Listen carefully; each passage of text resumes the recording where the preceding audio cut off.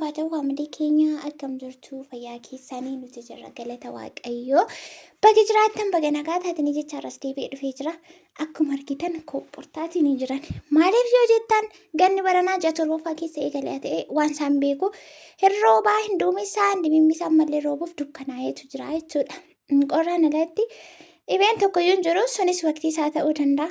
Gara viidiyoo irratti otoo hin darbiin dursa viidiyoo guyyaa kaleessaa baay'een keessan. Baay'ee yeroo hin jedhu hagi daawwattan jechuudha. Hagi daawwattan biyaansi namaa 1,500 yoo ta'e baay'ee akkasinitti baartaniif jaallatanidha.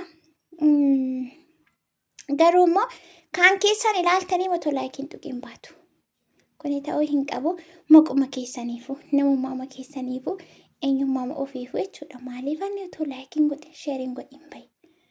Kaan keessan immoo otoo laayikiin godhin koomentii kan barreessitan kun ta'uu qaba ture miseensaa yookaan sabiskiraayibii kuma 25 qaba jechuudha. Kana keessa namni 5 kun daawwachuu jechuunis namni kaan lubbuun hin jiru jira kan jedhu gaaffii jidduu wayii kan hin murtoofne wayii jidduu nama galcha. Kanaafuu jawaadhaatii yoo dandeessan laayikii godhaa, sheerii godhaa, hin dadhabinaa jechuun barbaada. Warri immoo nu jajjabeessitan sirriitti garaa guutuudhaan bakka dogoggorri jiru sirreessaa.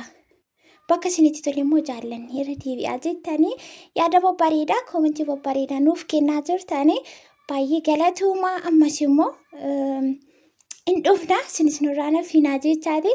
Gara viidiyoo irratti yeroo darbu har'a bakka ta'e deemuufanii kun akkuma argitanii rifeensa koo miicee hin gadda. Argitanitti viidiyoo isin hojjedhe yeroo miicuuf jedhu dibata akkamii kan dibadhe miicee kun akka kanaatti godheen jira. Kunoo jechuudha. Kun guyyaa lama bulee jira sana sirreeffachuufan ture. Amma sirreeffachuuf jennaanii meeshaa wayii orderii goonee turre meeshaan sun immoo magaalatti bu'ee jira waan ta'eef deemee fidii jedhanii obbo Gammeen bilbilanii achi sanaan deema.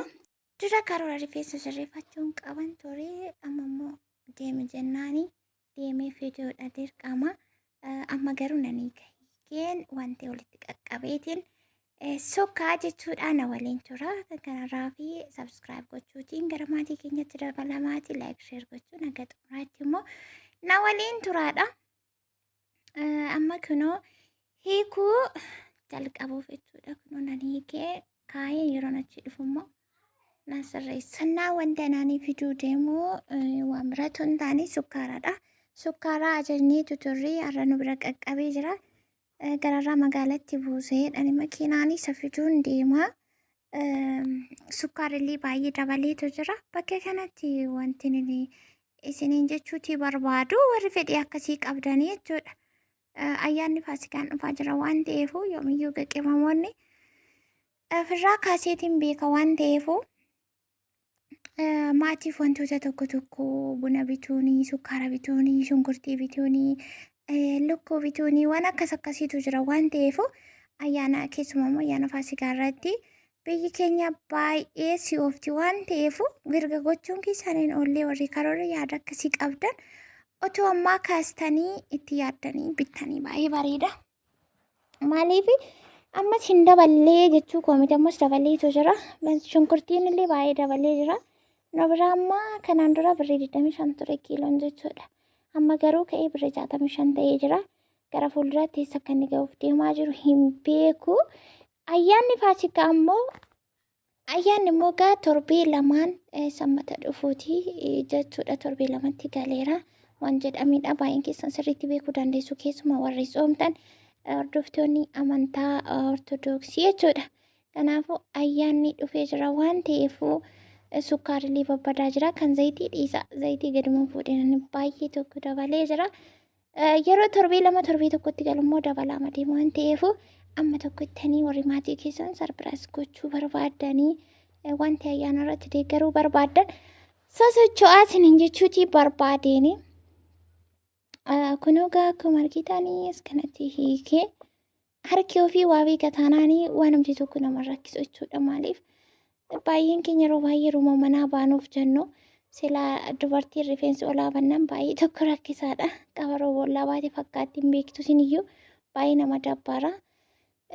baay'ee nama cinqachuudha. Yeroo manaa ba'an garuu akkasitti arguu fi waa danda'a taanaani akkuma akka ta'e go'aniitu manaatii gadi bobba'u malee yeroo hundumaa namaa mijatee babbareedanii maal jedhanii ba'uun kun keessumaa erga manni kun dhaabatee booda baay'ee tokko mushkilaa guddaadha. Kun egaa argitanii filuu hin barbaadu akkasumattiin jechuudha. Filuu hin barbaadu. Kunoo tsagura meeshaa kana qabsiistuu kana jechuudha waggaa 12 ergan bitee waggaa 12 yeroo isaatti birrii 3 hin biteera. Ani waan tokko balleessuu hin barbaadu. Uffata yeroo ijoollummaa koo qabu baay'ee isaan na bira jira. Amma kanaan kaa'eeru jechuudha. Na biratti barakata maal akka ta'e hin beeku. Anis balleessuu hin jaalladhu. Akka kanaatti ergan qabsiisee booda walumatti wanta ta'e goggochuu fi yaa iddoon deemaa jiru isinitti miira. Qodaa fiduun deema jechuudha kan makiinaarraa bu'e malee bakki qophii addaa zigijjitiin addatti qophaa'in eeguun jiru. Akkasittiin hin qabateena.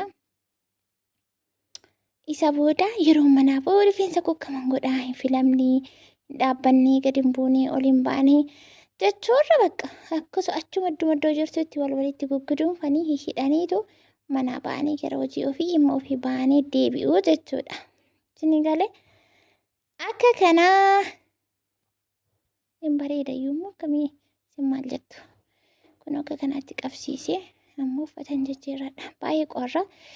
Uffata qorraan uffadhee kun keessi isaa kan poortii wayiiti.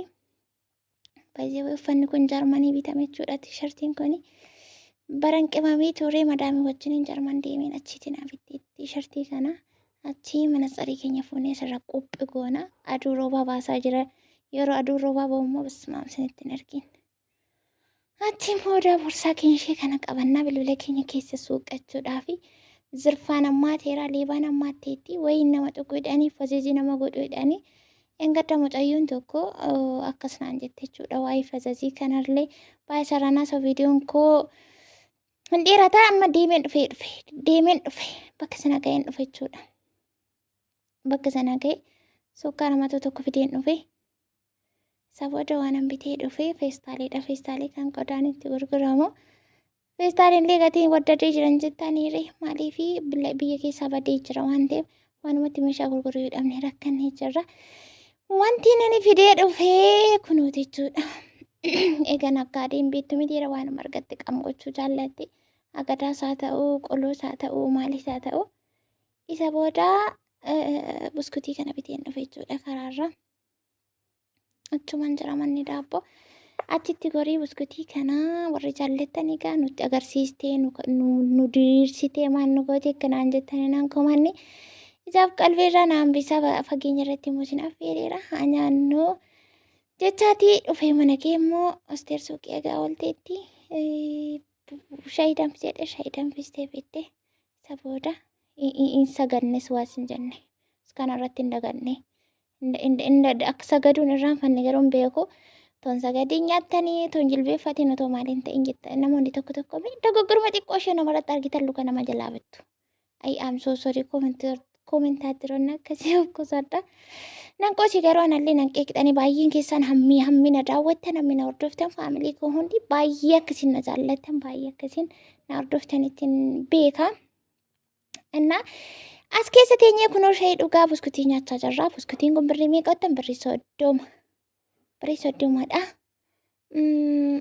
Birrii 60 hin bitee jechuudha lamaan isaa.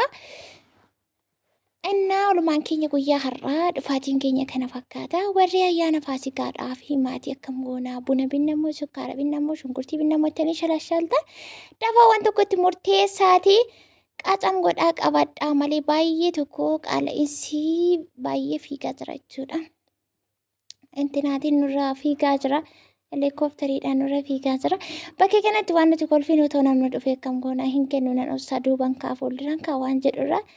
Kolfaatii naachuutti jirraa jechuudha. Gaaffii kan isin na gaafattan koomentiin dubbisii kan arge kan hin argin jiraachuu danda'a waan ta'eefu isas immoo isin deebisaa keessattuu gaaffii isin na gaafattan yeroon deebisuu barbaadu waan isin na gaafattan sana harkaan yeroon qabadhe yookaan yeroon bira ga'e sirriitti argedha kanan deebisuu jaalladhu isa kanaaf deebi'ee dhufa nagaa ta'a baay'ee.